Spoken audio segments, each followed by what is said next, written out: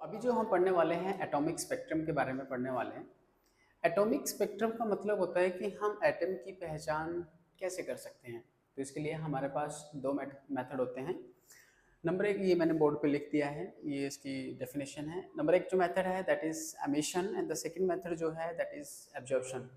अब दोनों में क्या अंतर है उसको समझते हैं।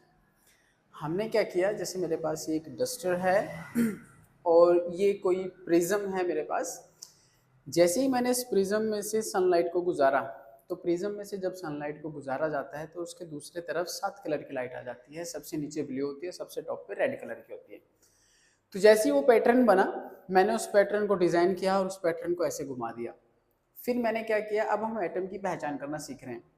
इन दी एमिशन मेथड क्या होता है, हमने एक हाइड्रोजन का एटम लिया या हाइड्रोजन की गैस ली और उस गैस में से जब इलेक्ट्रिसिटी को गुजारा तो हमने देखा जैसे ही उसमें से इलेक्ट्रिसिटी गुजरी तो उस हाइड्रोजन गैस में से रेड कलर की लाइट निकलना स्टार्ट हुई और वो रेड कलर की लाइट सेम वहीं पे बन रही थी जहां से प्रिज्म वाली बन रही थी। फिर हमने एक एक एटम और लिया, हमने सोडियम लिया। जब सोडियम को रखा गया, सोडियम में से भी जब इलेक्ट्रिसिटी पास की तो उसने भी एमिट की लाइट को और वो येलो कलर की थी। वो भी पैटर्न अलग बन रहा था वहीं पे जहाँ पे प्रिज्म का बनता है। तो हमने देखा एमिशन मेथड में क्या होता है, जब उसमें से कोई इलेक्ट्रिसिटी गुजारते हैं तो वो कुछ लाइट को एमिट करता है। तो उसी को हम बोलते हैं, जो वो लाइट एमिट करता है और हर एक एटम अपनी अलग अलग लाइट को एमिट करता है जैसे उसमें से इलेक्ट्रिसिटी गुजारते हैं। तो जो ये लाइट एमिट हो रही है वो उस एटम का फिंगरप्रिंट होता है। फिंगरप्रिंट मीन्स होता है उस एटम की पहचान। तो इसी मेथड को बोलते हैं एमिशन मेथड। एमिशन मेथड में क्या है कि जब उस एटम को एक्साइटेशन किया जाता है, एक्साइटेशन का मतलब उसमें से कुछ लाइट गुजारी जाती है, उसको एक्साइटेशन स्टेट पे ले जाया जाता है। तो जो एटम होता है वो एक पर्टिकुलर वेवलेंथ को एमिट करता है, that is the emission method. Now the second one is absorption method. Absorption method is very useful.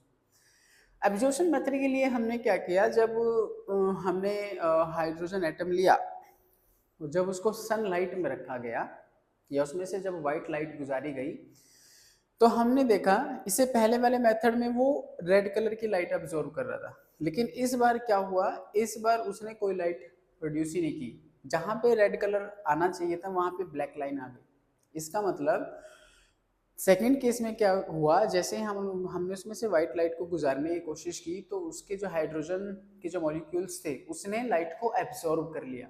और इसी के मेथड, और ये मेथड ज़्यादा कारगर होता है। हमारे पास एक पैटर्न बनकर आता है अलग, जो ब्लैक लाइन होती है वो ज़्यादा दिखती है। तो जहाँ पे ब्लैक लाइन है, जैसे हमने वो पैटर्न डिज़ाइन किया हुआ था विबग्योर वाला, तो वो ब्लैक वहीं से हुआ जहाँ पे रेड लाइट थी। तो इसका मतलब जैसे ही सेकंड मेथड के अकॉर्डिंग उसमें से लाइट गुजारेगी तो उसने लाइट को एब्जॉर्व कर लिया, उसने कुछ चीज़ को एब्जॉर्व कर लिया। उसी को बोला जाता है एब्जॉर्प्शन मेथड। तो एब्जॉर्प्शन मेथड में क्या होता है कि if atom are excited in the presence of white light, कि अगर एटम को व्हाइट लाइट की प्रेजेंस में एक्साइट कराया जाए तो it absorb the same colour light. तो जो सेम कलर की लाइट होगी, जो वो लाइट एटम प्रोड्यूस करता है उसको एब्जॉर्व कर लेगा और एक ब्लैक लाइन अपीयर होगी। तो इसी को बोलते हैं एब्जॉर्प्शन मेथड। तो ये अलग अलग, तो इससे हमारे पास, तो हमने इसके बाद एक अलग अलग साइंटिस्ट आए, उन्होंने अपनी अलग अलग सीरीज बनाई। आइए अब उस सीरीज को पढ़ते हैं। तो लाइट को लेकर के अलग अलग एक्सपेरिमेंट किए गए और उनके आधार पर अलग अलग साइंटिस्टों ने अलग अलग सीरीज बनाई। सब ने अलग अलग फ्रीक्वेंसी की, अलग अलग वेवलेंथ की लाइट ली।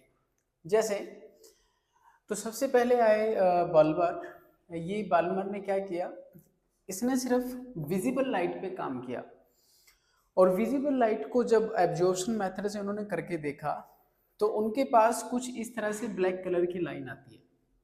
एक ब्लैक कलर की लाइन जो बिल्कुल गहरे उसमें दिखती है, एक उससे कम, एक उससे कम, एक उससे कम। जो उनको गहरे कलर की दिखी गई उसको बोला गया हाइड्रोजन अल्फा, क्योंकि उन्होंने हाइड्रोजन लाइट के ऊपर काम किया, हाइड्रोजन के एटम के ऊपर काम किया और जिसकी वेवलेंथ आई थी 569.3 नैनोमीटर। एंड देन उससे अगली जो डार्क लाइन थी ब्लैक कलर की, ये से थोड़ी सी फीकी थी 486.1 नैनोमीटर, ये से थोड़ी सी कम। और ऐसे ऐसे हम आते रहते हैं तो हमारे पास ये जो डार्क, जो ब्लैक लाइन है, जो ब्लैक लाइन बन के आती है वो कम हो जाती है। तो उन्होंने इसके लिए एक फॉर्मूला दिया और उस फॉर्मूले को उन्होंने कुछ ऐसे एक्सप्लेन किया कि जो ये फॉर्मूला है ये इसके आधार पे बना है 1/के lambda is equal to R 1/के 2 स्क्वायर माइनस 1/के n स्क्वायर। यहाँ पर जो n की वैल्यू है वो इस 2 में एक ऐड होके आएगी, जैसे ये 2 है, 2 में अगर हम एक जोड़ेंगे तो 3। तो यहाँ पर जो अल्फा की वैल्यू होगी, इस अल्फा की वैल्यू होगी वो 3 से स्टार्ट होगी, फिर 4, फिर 5 ऐसे आती रहेगी, ये अल्फा बीटा गामा डेल्टा ऐसे आती रहेगी। तो जो यहाँ पे r था ये रिवर कांस्टेंट था और इसकी एक वैल्यू दी गई 1.097 इंटू 10⁻⁷ सिमिलरली, और इसको बल्मर सीरीज बोला गया। इसके बाद अलग साइंटिस्ट आए, उन्होंने एक अलग सीरीज दी जिसको लेमार सीरीज बोला गया। और लेमार सीरीज ने, अच्छा जो बल्मर था उसने सिर्फ विजिबल लाइट पे काम किया, फिर हमने इससे कम वेवलेंथ की लाइट ली और उसको बोला जाता है यूवी लाइट। तो इसने, लेमर ने यूवी पे काम किया और उसने भी एब्जॉर्प्शन मेथड यूज किया और एक फॉर्मूला दिया जिसको लेमर सीरीज बोला गया। उसका फॉर्मूला ये था 1/के लैम्डा आर 1/के 1 का स्क्वायर माइनस 1/के n का स्क्वायर। यहाँ पर भी जो n है वो 1 की वैल्यू में 1 एक एक्स्ट्रा ऐड होके आएगा, जैसे 1 में अगर 1 करेंगे 2, तो यहाँ पर जो 2 होगा वो अल्फा की वैल्यू होगी, ये बीटा की, ये अल्फा की। ऐसे हम अलग अलग एटम का एक वेवलेंथ निकाल सकते हैं बाय एब्जॉर्प्शन मेथड। इसके बाद पिस्चर सीरीज आई। पिस्चर सीरीज ने IR लाइट पे काम किया, इस लाइट पे काम किया। इन्होंने विजिबल लाइट पे काम किया, लेमर ने यूवी लाइट पे काम किया, और इसके बाद जितने भी आएंगे उन सब ने इंफ्रारेड पे ही काम किया। और उन्होंने अलग अलग फॉर्मूले दिए जो आपके सामने यहाँ पे बने हुए हैं, ठीक है। तो उसके बाद ब्रैकेट सीरीज आई, इन्होंने भी IR पे काम किया, ये फॉर्मूला दिया। फंड सीरीज आई, उन्होंने अलग फॉर्मूला दिया। तो आपको जस्ट जो एग्जाम के लिए जो याद रखना है, एग्जाम में डायरेक्ट क्वेश्चन आता है कि बल्मर सीरीज, लेमर सीरीज, पिस्चर सीरीज, ये जो सीरीज है इनके फॉर्मूले सबसे इंपॉर्टेंट है कि बल्मर सीरीज का फॉर्मूला कहाँ से स्टार्ट होता है, इसमें जो n की वैल्यू है वो कहाँ से स्टार्ट होती है, लेमर में कहाँ से स्टार्ट होती है, पिस्चर में कहाँ से स्टार्ट होती है। तो these are the overall series जो बल्मर सीरीज थी। तो ये हमारे सामने दो मेथड थे, emission method and observation method, और उन्हीं मेथड का यूज कर हमने एक सीरीज बनाई। नाउ अब हम पढ़ेंगे बोर मॉडल के बारे में, नील बोर के बारे में। एक्चुअली जे थॉमसन और रदरफोर्ड ने जो कहा था उनमें थोड़ी सी, उसके मॉडल में जो रदरफोर्ड मॉडल था उसमें थोड़ी सी कमी थी। कमी क्या थी वो हम ऑलरेडी पढ़ चुके हैं। तो बोर ने कहा, रदरफोर्ड ने कहा कि जो सेंटर पे न्यूक्लियस होता है और उसके चारों तरफ इलेक्ट्रॉन्स रिवॉल्व करता है, ऐसा उसने कहा, और इस पे पॉजिटिव होता है, इस पे नेगेटिव होता है। तो बोर ने कहा कि भाई जब इन दोनों के पास नेगेटिव पॉजिटिव होता है तो अगर ये घूम रहा है, ऐसे लगातार ये घूम रहा है, तो इसके पास एनर्जी कहाँ से आ रही है, और अगर एनर्जी आ भी रही है तो ये एनर्जी खत्म क्यों नहीं हो रही है। तो इस प्रॉब्लम को सॉल्व किया बोर ने, और बोर ने बोर मॉडल दिया और बोर पोस्टुलेट्स। पोस्टुलेट्स का मतलब होता है ऐसा भी हो सकता है, ये जस्ट सिंपल सा मीनिंग होता है। तो बोर ने कहा कि जो इलेक्ट्रॉन होते हैं एटम के अंदर वो एक स्टेबल ऑर्बिट के अंदर मूव करेंगे, एक सर्टेन स्टेबल ऑर्बिट के अंदर मूव करेंगे विदाउट एमिशन ऑफ रेडिएशन। मतलब ये एटम है और एक ऑर्बिट ये है, एक सर्टेन लेवल पे दूसरा ऑर्बिट है, एक फिर तीसरा ऑर्बिट है। तो उसने कहा कि ये एक ऐसा ऑर्बिट है, आप इसको जादू वाला ऑर्बिट बोल सकते हो, और इस ऑर्बिट में इसको ना तो किसी ऊर्जा की जरूरत होती, ना ही ये ऊर्जा कहीं से लेता है, जस्ट जादू है इस ऑर्बिट में जिसकी वजह से ये स्टेबल इसमें घूमता रहता है। ऐसा हो सकता है, ऐसा उन्होंने कहा, ये इसका पोस्टुलेट था, पहला पोस्टुलेट। और उस ऑर्बिट को बोला गया स्टेशनरी स्टेट ऑफ एटम। जो वो एटम होता है, हर एक एटम का एक ऑर्बिट होता है, एक ऑर्बिट ये है जो स्टेबल है, दूसरा ऑर्बिट है जो स्टेबल है, और उसको स्टेशनरी एटम स्टेट बोला जाता है उसका। और इस ऑर्बिट में इसको किसी चीज की जरूरत नहीं होती है, इसी में घूमता रहेगा, ठीक है। अगर इसके बीच में रहेगा तो नहीं घूम पाएगा। in the second point, it's a very important point, इसने कहा कि जो इलेक्ट्रॉन होता है, न्यूक्लियस का जो पहला ऑर्बिट है, फिर दूसरा ऑर्बिट है, फिर तीसरा ऑर्बिट है, उसने कहा कि ये जो जिस एंगुलर मोमेंटम के साथ घूम रहा है वो एंगुलर मोमेंटम है nh/2π। मतलब पहले ऑर्बिट में इसकी एनर्जी इतनी है, दूसरे में फिर इतनी हो जाएगी, तीसरे में फिर इतनी हो जाएगी, चौथे में फिर इतनी हो जाएगी। ऐसा बोर ने कहा कि जैसे जैसे ऑर्बिट बढ़ते चले जाएंगे तो इसकी एनर्जी बढ़ती चली जाएगी।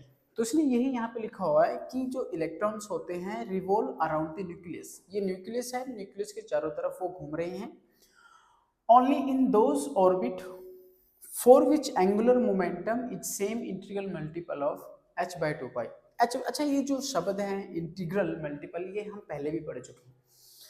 पहला जो हमारा जो इलेक्ट्रोस्टैटिक है वहाँ पर इंटीग्रल मल्टीपल पढ़ाया गया है कि हम चार्ज को कितना बढ़ा सकते हैं, 2.5, 5, ऐसे बढ़ा सकते हैं। क्वांटाइजेशन ऑफ चार्ज में हम जो पढ़ते हैं तो उसमें भी इंटीग्रल का मतलब आया था। इसका मतलब ये है कि जो पहला ऑर्बिट है इसमें जो एनर्जी होगी h/2π होगी, फिर जो दूसरा ऑर्बिट होगा उसमें 2 × h/2π होगी, जो तीसरा ऑर्बिट होगा उसमें 3 × h/2π होगी। तो जैसे जैसे ऑर्बिट बढ़ते चले जाएंगे तो इसका एंगुलर मोमेंटम भी बढ़ता चला जाएगा। और एंगुलर मोमेंटम उसने एक फॉर्मूला दे दिया, h = nh/2π। n की संख्या बढ़ती चली जाएगी, n यहाँ पर क्वांटम नंबर है, ठीक है। तो ये इसका सेकंड पॉइंट था। Now third point, according to Bohr postulate, third point बोलता है कि जब जैसे मैं थोड़ा सा इसको रब कर देता हूँ, आई विल जैसे उसने इस पॉइंट में कहा, ये बड़ा इंपॉर्टेंट पॉइंट है, ठीक है। इसने कहा कि ये जो एटम है, यहाँ पे इलेक्ट्रॉन्स हैं, यहाँ पे इलेक्ट्रॉन्स हैं, ये इलेक्ट्रॉन है, ये इलेक्ट्रॉन। इसने कहा कि अगर इसको एक्साइट किया जाए, एक्साइट का मतलब जब इसको किसी चीज से एनर्जी दी जाएगी एक्स्ट्रा, तो ये अपनी इस स्टेट से दूसरे स्टेट पे चला जाएगा। ये इसकी लोअर स्टेट है और ये इसकी इनिशियल मतलब हायर स्टेट है, हायर स्टेट है। तो इलेक्ट्रॉन यहां चला गया और इस ऑर्बिट में ऑलरेडी एक इलेक्ट्रॉन है। और हमने ये भी पढ़ रखा है कि एक ऑर्बिट में एक फिक्स नंबर ऑफ इलेक्ट्रॉन्स होते हैं, उससे ज्यादा इलेक्ट्रॉन्स नहीं आता। जैसे हम एक लाइन लगी है और उस लाइन में से हम किसी एक को धक्का दे देते हैं तो वो तो दूसरी लाइन में चला जाता है, दूसरी लाइन वाले उसको एक्सेप्ट नहीं करते हैं तो वापिस उसको धक्का दे देते हैं। सिमिलरली तो जब इसको हमने एनर्जी दी तो ये यहाँ घूमकर यहाँ आ गया, अपनी स्टेट पे आ गया, यहाँ पर आ गया। मतलब ये मतलब इनिशियल से फाइनल, ये इसकी फाइनल स्टेट है, ये इनिशियल स्टेट है। लेकिन वो यहाँ पे नहीं रुकेगा, तो यहाँ से जब वो वापिस आएगा, तो जब वो वापिस आता है अपनी स्टेट ओरिजिनल स्टेट पर, हायर स्टेट से लोअर स्टेट पर जब वो वापिस आता है तो वो एक फोटोन रिलीज करता है in the form of light. Similarly जब वो वापस आता है, जो हमने इसको एनर्जी दी थी वो एनर्जी कहाँ चली गई, जब वो वापस आ रहा है तो उस एनर्जी को उसने लाइट के फॉर्म में छोड़ दिया। तो यही पॉइंट यहाँ पे लिखा हुआ है कि an electron when an electron excited it goes higher excited state, और वहां से रिटर्न बैक आता है its original state. And during that, इस स्टेट में क्या होता है, a photon is radiated having energy is equal to this, जिसकी एनर्जी ये होगी। यहाँ से यहाँ तक वापस आने में ये फोटोन एनर्जी होती है। और यही मतलब बोर के पोस्टुलेट्स थे जो हमने अभी पढ़े। 3 पॉइंट इन्होंने बताया कि ऑर्बिट जो होता है वो फिक्स होता है, स्टेशनरी होता है। दूसरा, जैसे जैसे आप बढ़ते चले जाओगे उसका एंगुलर मोमेंटम बढ़ता चला जाएगा, एनर्जी बढ़ती चली जाएगी। तीसरा, जब आप इलेक्ट्रॉन को एक्साइट करते हो तो वो हायर स्टेट पर जाता है, लेकिन वहाँ पे वो नहीं रुक सकता क्योंकि वो प्रॉपर्टी बोलती है जब वो वहाँ से वापिस आएगा तो एनर्जी मतलब एक फोटोन रिलीज करेगा in the form of light. और यही हर एक एटम होता है। जब हम किसी मेटल को, किसी एटम को गर्म करते हैं तो वो लाइट प्रोड्यूस करना शुरू कर देता है, सेम चीज। और जैसे जैसे उसकी एनर्जी, जो हमने एक्स्ट्रा एनर्जी दी थी, वो कम हो जाती है, खत्म हो जाती है, तो वो ओरिजिनल स्टेट पे आ जाता है। तो ये थे बोर पोस्टुलेट्स। अब देखो, सबसे पहले आए जे थॉमसन, जे थॉमसन के बाद आए रदरफोर्ड, रदरफोर्ड के बाद आया बोर, बोर के बाद आया डिब्रॉय। अच्छा, इसमें भी एक कमी थी जो बोर ने बताया, बोर ने जो बताया उसमें भी एक कमी थी। बोर कह रहा था कि इसके अपने पोस्टुलेट में एक्सप्लेन किया कि इलेक्ट्रॉन ऐसे घूम रहा है, जैसे उसकी एनर्जी बढ़ती चली जाएगी। तो डी ब्रोगली ने कहा कि जो इलेक्ट्रॉन होता है ना, वो इलेक्ट्रोमैग्नेटिक वेव को एमिट करता है in the form of wave. तो बोर ने कहा कि अगर ये इलेक्ट्रॉन घूम रहा है तो इसकी वेव कहाँ पे है, इसकी वेव कहाँ पे है, वो हमें वेव दिखाई क्यों नहीं देती। और इस प्रॉब्लम को सॉल्व किया था डी ब्रॉगली ने। सो अभी जो हमने बोर पोस्टुलेट्स पढ़े उसी के आधार पर उसकी कुछ कैलकुलेशंस हैं कि कैसे कैसे एनर्जी लेवल बढ़ जाता है, वेलोसिटी कम हो जाती है, तो उन्होंने कुछ कैलकुलेशन दी थी। अच्छा, जो ये कैलकुलेशन का पार्ट है ये थोड़ा बोरिंग रहेगा, तो आप इसको डायरेक्ट ही समझिए। तो उन्होंने क्या किया इस कैलकुलेशन के लिए, अकॉर्डिंग टू बोर पोस्टुलेट्स, उन्होंने हाइड्रोजन का एटम लिया और हाइड्रोजन में एन की जो वैल्यू होती है वो 1 होती है, 1 ऑर्बिट होता है उसमें। तो इन मैकेनिक्स, हम मैकेनिक्स में पढ़ते हैं जो एंगुलर मोमेंटम होता है वो L is equal to m v r होता है, angular momentum. But according to Bohr's second postulate, जो उसका सेकंड पोस्टुलेट था, उसमें उसने एंगुलर मोमेंटम इसके बराबर बताया था कि पहले ऑर्बिट में उसका एंगुलर मोमेंटम h/2 पाई रहेगा, दूसरे में 2h/2 पाई रहेगा, तीसरे में 3, चौथे में 4, ऐसे n मल्टीप्लाई हो जाएगा। तो मैंने इस वैल्यू को यहाँ पे रख दिया, तो मेरे पास ये इक्वेशन आया। और ये हम स्टार्टिंग में जब हम रदरफोर्ड पढ़ रहे थे, रदरफोर्ड की कैलकुलेशन में हमने v और r की वैल्यू निकाली थी। जब हम v और r की वैल्यू को यहाँ पे पुट करते हैं तो हमारे पास ये वैल्यू निकल के आ जाती है, एक v और ये r। जो ये v की वैल्यू आती है ये 1/n की फॉर्म में आती है, ये वेरी इंपॉर्टेंट है। v होता है कि उस इलेक्ट्रॉन की वेलोसिटी क्या होगी। दूसरा r जो ये है उसकी रेडियस, उस ऑर्बिट जो होगा उसकी रेडियस क्या होगी, ये सारा उसमें बताया। तो जब हमने इसको कैलकुलेट किया तो जो हमारे पास वेलोसिटी आई वो 1/n की फॉर्म में आई। मतलब जैसे जैसे ऑर्बिट बढ़ेगा तो ऑर्बिट में उसकी वेलोसिटी कम होती रहेगी। पहले ऑर्बिट में उसकी वेलोसिटी ज़्यादा है, दूसरे में उसकी थोड़ी सी कम हो जाएगी, और कम हो जाएगी, और कम हो जाएगी, और कम हो जाएगी, तो वेलोसिटी कम होती रहेगी। ठीक है, तो ये मैंने लिख भी दिया कि velocity in the next orbit, तो अगले ऑर्बिट में वो फॉल हो जाएगी बाय 1/n, बट जो रेडियस है वो स्क्वायर है। अगर n की वैल्यू 1 लेंगे तो पहले ऑर्बिट में उसका 1 रहेगा, दूसरा ऑर्बिट 2, अगर मैं 2 रखूंगा तो 4 रहेगा। जैसे ये पहला ऑर्बिट है 1 नैनोमीटर पे है, जब यहाँ पे 2 रखेंगे तो ये 2 का मतलब होता है 4 नैनोमीटर पे रहेगा। चौथा 3 लेंगे तो 9 नैनोमीटर पे रहेगा। तो आप देख रहे हो, तो ये ऑर्बिट है ये फिक्स्ड है, स्टेशनरी पे है। जैसे कि बोर पोस्टुलेट ने बताया था कि ये स्टेबल रहते हैं, पहला यहाँ पे होगा तो दूसरा इस लेवल पे होगा, तीसरा इस लेवल पे होगा। तो हमने यहाँ से भी वो मिलता है कि अगर हम इसके यहाँ से निकाले तो जब ऊपर की तरफ हम बढ़ते रहते हैं orbit to orbit, orbit to orbit, तो रेडियस इंक्रीज होता है।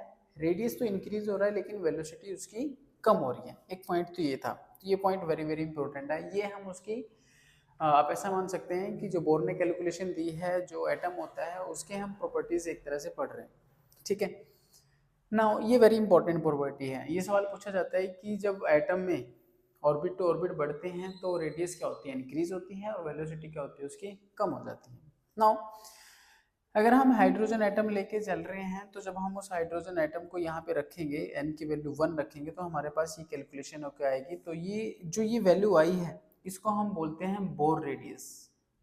बोर रेडियस, कोई भी एटम हो उसका जो पहला ऑर्बिट होगा उस ऑर्बिट की जो रेडियस रहेगी वो 5.29 इंटू 10⁻⁻11 मीटर रहेगी। बहुत छोटी है, बहुत कम, तो इसको बोर रेडियस बोला गया है। तो ये भी सवाल पूछ लिया जाता है कि बोर रेडियस क्या होती है। ये फॉर हाइड्रोजन एटम है, हाइड्रोजन एटम के लिए बोर रेडियस की वैल्यू ये होती है। 1 नंबर में पूछ लिया जाता है सवाल ये। नाउ तो हमने देखा वेलोसिटी कम होती है, रेडियस बढ़ती है, वेलोसिटी डिक्रीज होती है, रेडियस इंक्रीज होती है। Now what about energy. अब एनर्जी के बारे में पढ़ते हैं। तो अगर मैं शॉर्ट में बात करूं, जो एनर्जी है वो बढ़ती रहती है। देखो कैसे, अगर हम हाइड्रोजन एटम लेके चल रहे हैं तो उसकी जब कैलकुलेशन की गई तो हमारे पास एनर्जी ये आई। ये एनर्जी हमने कहाँ से निकाली है, ये एनर्जी हमने रदरफोर्ड की कैलकुलेशन से निकाली है। तो हमारे पास ये कैलकुलेशन आती है, आपको पढ़ना पड़ेगा बस इसको डायरेक्टली, ये माइनस का निशान याद रखना। और यहाँ पे जब इसको और सॉल्व किया गया तो ये सॉल्व होके आ जाता है, और ये और भी सॉल्व हो जाता है। जब इनकी सारी प्लैंक कांस्टेंट, एप्सिलॉन नॉट, इन सब की वैल्यू हम रख देते हैं तो हमारे पास ये सॉल्व हो जाता है। तो ये वैल्यू माइनस में है, तो हमें पता है कि जब कोई नंबर माइनस में बढ़ता है, तो जैसे -1 है, -2, -3, -4, तो वो नंबर बड़ा होता रहता है। नंबर बड़ा, अगर आपसे पूछा जाए कि -1 और -2 में बड़ा कौन है, तो ऑब्वियस सी बात है जो 0 से दूर होगा माइनस में वो बड़ा होगा। तो इस केस में भी हम जैसे जैसे न्यूक्लियस से दूर चले जाते हैं, ऑर्बिट टू ऑर्बिट बढ़ते रहते हैं, तो वो माइनस में एनर्जी बढ़ती रहती है, माइनस का मतलब वो एनर्जी बढ़ती जा रही है, ठीक है।